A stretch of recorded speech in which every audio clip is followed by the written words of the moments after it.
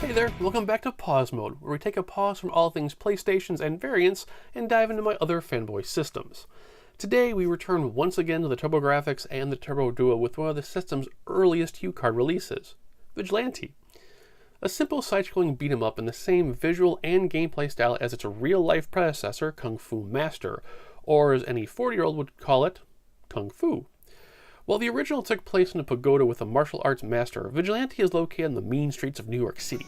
Your girlfriend, Madonna, not that one, has been kidnapped by the Skinheads gang, and since the police won't help, it's up to you to go rescue the plot device. Girlfriend.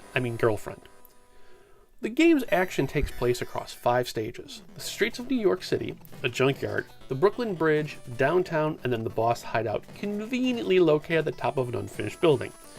It's here where your final battle will be fought, with Madonna helplessly hanging from a crane hook. Oh, silly plot devices.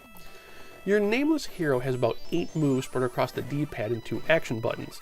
Mind you, one of the 8 moves is crouching, so don't get too excited. The rest are variations of punch, kick, and jump. No special moves to be found, but you can pick up a pair of nunchucks to use against the various waves of enemies. Of said enemies, they come in a few varieties with some minor quibbles. Each enemy only has 1 attack, so as long as you throw any kind of attack, you pretty much win the game. Some enemies will just grab you, others will shoot a gun, some use chains, and then the boss fights play out in a couple different ways. The first 4 bosses are essentially the same enemy, just with a different weapon.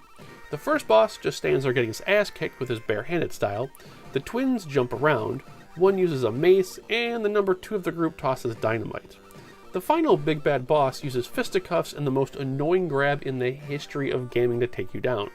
However, a bit of well-placed kicks and crouching kicks will finish him off. And yeah, that's the whole game. Walk right, turn a couple of times, attack every so often, and save the girl. Simple and effective. Also incredibly short. You can reach the end boss in 10 minutes as proof of my Elgato's timestamp. That's not really a bad thing. It's the console equivalent of an app on your cell phone. From a review standpoint, Vigilante is still an impressive title, especially for being a 30-year-old game at this point. I can still remember the advertisements for it in the comic books I read, being impressed with the details of the levels and characters, especially the junkyard stage. One of my favorite touches being how the van is always where it's supposed to be, finally being parked in the garage of the hideout. There's also little nods to other RM games on the billboards. Animation is limited, but serves its purpose. Sound effects and music are par for the 8-bit course, and with my favorite track being the Madonna update tune. When all is said and done, Vigilante is a wonderfully easy game, doable in an easy access chunk of time. Considering the Turbo Express, this would have been the absolute perfect game to play on the road.